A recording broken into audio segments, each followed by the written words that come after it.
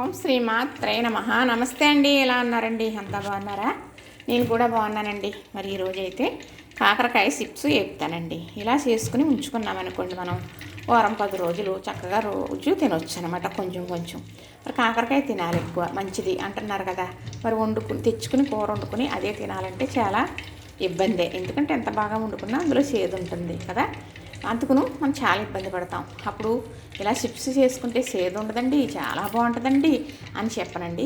చేదు ఉంటుంది, కానీ ఈ కరకల్లాడుతూ ఆ రుచి వల్ల చేదుని మర్చిపోయి ఇంకా తినేస్తూ ఉంటాం అన్నమాట. అయితే మా వారు తీసుకొచ్చారన్నమాటండి, బజార్లో అమ్ముతున్నారని చెప్పి. ఒకసారి తింటే చాలా బాగున్నాయి. చేదుకు చేదు ఉంది, రుచికి రుచి ఉంది.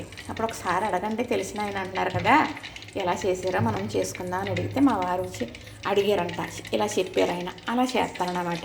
కాకరకాయలండి తెచ్చిన తర్వాత చక్కగా కడిగేసి ఇలాగ చక్రాల్లాగా కోసేసాను. పొద్దుట పెట్టేసానండి ఎండలో. ఇలాగ ఒక్కొక్కటి వడియాల్లాగా పేర్చుకొచ్చేసాను అనమాట. అయితే ఇలా ఎండిని అప్పుడే మనకి కరకల్లాడతా ఏగుతాయన్నమాట. పచ్చి కూడా వేపుకోవచ్చు, తర్వాత కొంచెం మెత్తబడతాయి. ఎందుకు మరి పచ్చియే కదా, అందుకు ఇందులో తేమంతా ఆరిపోయింది చక్కగా.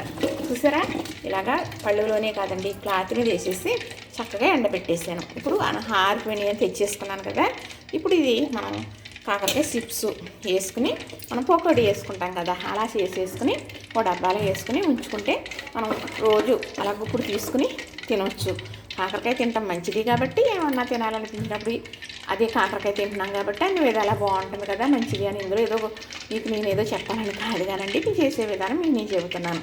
చక్కగా ఎండిపోయినాయి కాబట్టి తెచ్చేసాను కాబట్టి అంటే బాగా గట్టిగా కరకలాడితే ఎండిపోలేదు. ఇందులో తేమ అనేది లేకుండా మొత్తం ఎండిపోయినాయి. చూసారు కదా. అంటే అన్నీ గింజలు తీసేసానండి, లేకపోతే అయితే ఉంచేసాను. అంటే గింజలు కూడా బాగుంటాయి కారపూసలాగా, కాకపోతే మనం ఎండబెట్టినప్పుడు కూడా రాలిపోతాయి అన్నమాట. సరే, ఇప్పుడు ఈ చిప్స్గా వేపాలంటే దీనికి కావాల్సింది ఇది కాన్ఫ్లోర్, ఇది వరిపిండి, బియ్యం పిండి, ఇది గోధుమ పిండి, మనం చపాతీ చేసుకుంటాం కదా అది. అలానే మసాలా కారం, నేను ఇంట్లో తయారు చేసుకున్న మసాలా కారం. ఇందులో ధనియాలు, జీలకర్ర, వెల్లుల్లిపాయలు, ఎండుమిరపకాయలు, మరి ఇంకా మసాలా దినుసులు కూడా ఉన్నాయండి. కొంచెం దాల్చిన చెక్క, ఇలాచి అన్నీ వేసి మసాలా కారం చేసుకున్నదనమాట. అలానే చిటికెడు పసుపు, సరిపడే ఉప్పు. ఇప్పుడు ఈ పిండి ఎలా క్వాలిటీ కలుపుతానో, ఎలాగైతే మీకు వేస్తానో చూపిస్తాను. మరి నేను చూపిస్తాను అంటే నేను వేసేసిన తర్వాత మళ్ళీ చూపించడానికి అవుతుందండి. సెల్ల సహకరించట్లేదు, కొంచెం ఇబ్బంది పెడుతుందన్నమాట.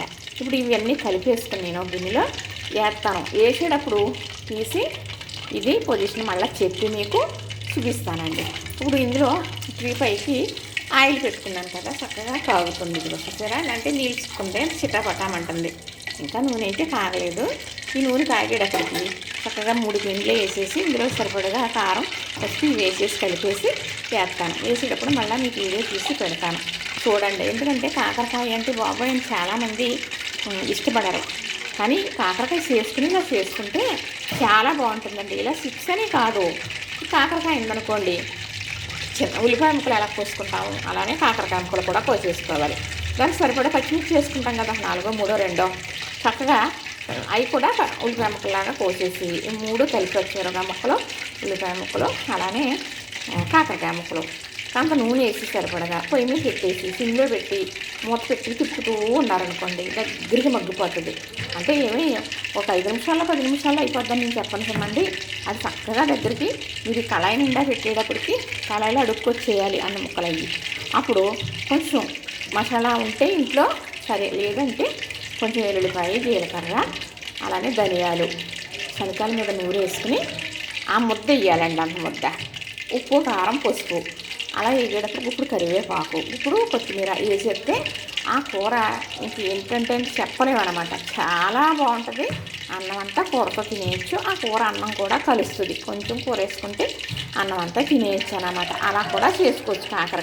కాకరకాయ తినాలంటే ఏదో మనం పచ్చి రసం తీసుకుని తాగాలని కూడా తాగుతారు, ఎందుకంటే ఉన్న శరీర పరిస్థితిని బట్టి. కానీ మనం కాకరకాయ అప్పుడప్పుడు అలా తింటూ ఉన్నామనుకోండి, చాలా మనకి మంచిది అన్నమాట. ఇప్పుడు ఇలా చిప్స్ కూడా చేసి అమ్ముతున్నారండి. ఇలా ముద్ర గింజలు ఉన్నాయనుకోండి, తీసేద్దాం, ఎందుకంటే నూనెలో తేలిపోతాయి అన్నమాట. చాలా తీసేసానండి. తర్వాత ఆరబెట్టిన తర్వాత కూడా గుల్ల ఇరిగిపోయి వచ్చేసినాయి. ఇంకా ఏమన్నా ఉంటే తీసేస్తాను అన్నమాట. చక్కగా ఇలా వంటి చాలా సులువుగా వచ్చేస్తాయండి. అంతే విత్తనాలు తీసేసామనుకోండి. చక్కగా నేను వేసేటప్పుడు మళ్ళీ మీకు నేను చూపిస్తాను. చూసారు కదా, నచ్చింది కదా, లైక్ చేయండి, షేర్ చేయండి, సబ్స్క్రైబ్ కూడా చేసేయండి.